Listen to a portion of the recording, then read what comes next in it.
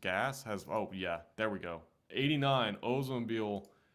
Is it a Royale? Yes, it's an 88 Royale. $4,400. Oh, don't do that, man.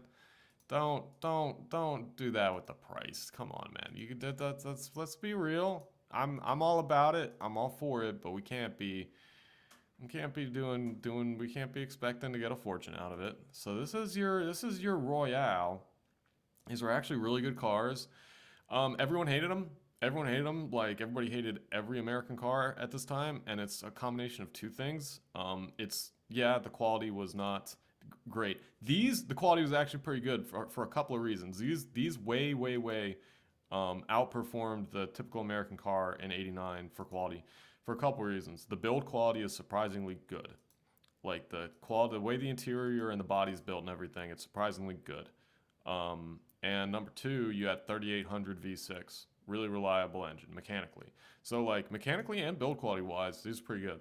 Here's why these I don't want to say failed because they sold a shit ton of them. But let's see. Here's the deal about how the way GM works and Ford is, can they sell a gazillion of a car and it still be a failure? Yes.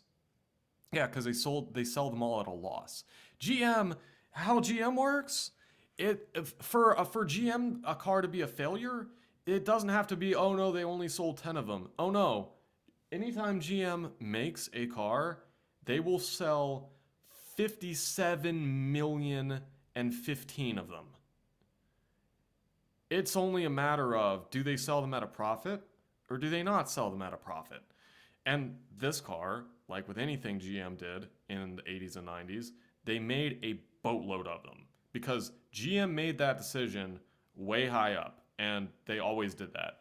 And it didn't matter if they were making money on it, losing money on it, they made a gazillion billion of them. And so, but I don't know if I mean, I don't know if this was really considered a success as far as what GM wanted out of it. And it's like everything in '89, it's an identity crisis. So this was the first front wheel drive chassis, this was their biggest front wheel drive chassis. It was their original big front wheel drive chassis. And they came out with this in around 85. And this replaced the B bodies and stuff. But the issue was they styled this like total old man car.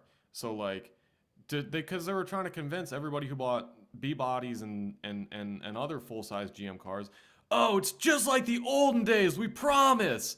So basically, they dress this up like, those little like old country stores that's meant to be old timey, and like you ever go to Colonial Williamsburg and they're trying their hardest to make you convince it's just like the olden days. Well, that's what GM was doing here. They were like, oh, we got this big front wheel drive car with a V6, but everybody always bought giant body on frame V8 rear wheel drive behemoths from us. So how do we convince them that this is just like the olden days?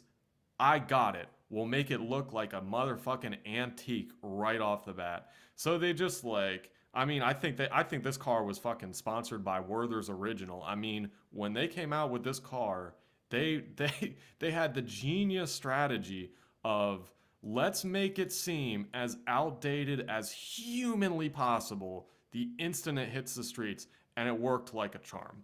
All the old people who wanted a big V8 rear-wheel drive old school American car took one look at this, and these are fine cars. They took one look at this and they said, no. And they continued buying the giant cars, and then when the giant cars went away, they just bought Yukons and Tahoes and Silverados. And all the young people who you maybe could have convinced to buy a front-wheel drive V6 unibody car, all those people were like, no, this looks like grandma's fancy doilies on her coffee table as far as aesthetic. So nobody bought this car. Nobody was buying this car. Nobody gave a rat's ass. Great cars. Really, actually, good cars. And even as much as they old manned up this car on a lot of fronts as far as styling goes, this is actually, in my humble opinion, a conventionally attractive car. It's a handsome car, actually, in my opinion. The proportions are good. The lines are good. I like the big windows.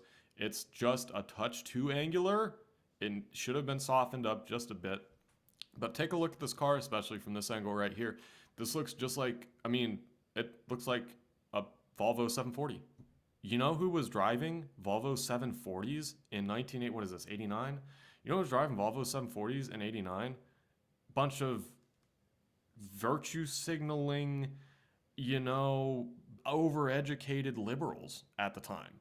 The exact people who like chart the trends, the exact people who were driving Priuses 20 years ago and Subarus now were driving Volvos. And so like the boxiness of this car is not enough to kill it. The boxiness of this car is fine. It could have been a little bit softer, but whatever. It's the fact that they used all these old names on it. Oldsmobile, 88, Royale. It's like, okay, thank you, Grandpa, for the war stories we've heard every Sunday dinner for the past 30 years about, yeah, the time you but when I went overseas, like, yeah, we know. Like, as soon as you see the wire wheel covers, you're like, oh, it's a fucking grandpa again. And just everything about it, and the '88 Royale, and just the whole styling, the column shift, like, it's a handsome car. It's got a great powertrain actually. It's got a great chassis actually. They ride really well. They drive really well. They're really big inside for what they are. And GM couldn't sell them. Or no, that's not true because they made a boatload of them and they sold them. They sold all of them, but these were not the desirable thing. These were not the thing that people wanted, and it's a shame. It's a shame because the fundamentals here are really strong, and even quality wise, even quality wise, even quality wise for an American car of '89. Um, oh yeah, and there's a lot of '80s, '90s American cars. I would never want to like daily as a hoopty. And this car right here, I'm gonna tell you right now, you can daily this all day long. It's not gonna find new weird stuff to break all the time. It's not gonna do all kinds of crazy shit and leave you stranded. And they won't. They're good. They're good. And I ain't lying to you. These are good. Um, but yeah, I mean, they appealed to nobody. They appealed to nobody. It was a modern car designed to appeal to people who didn't want modern cars, and it failed on that front. It just the branding and the image and the way it was finished and just the marketing, just the whole thing, it just missed the mark. It just yeah failed. I mean, it was a failure in my eyes. Despite the fact that it was a fantastic car and they sold a shit ton of them, I would still have to say this was a business failure. So there you go. Anyways, daily driver would drive to California. I would drive this car to California right now. I'm gonna tell you right now. '89 Oldsmobile 88, yeah, with the 3800 and the H body chassis or whatever they call this big front. Yeah, you can't beat these things. You can't beat these stupid cars. I put the Cooper Cobra tires back on it.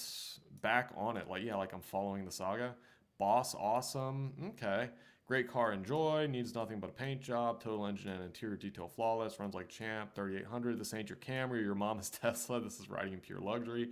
Soft ride. 160,000 miles. $4,400. Titles in my name. Daily driver. Classic hoopty. That's the truth.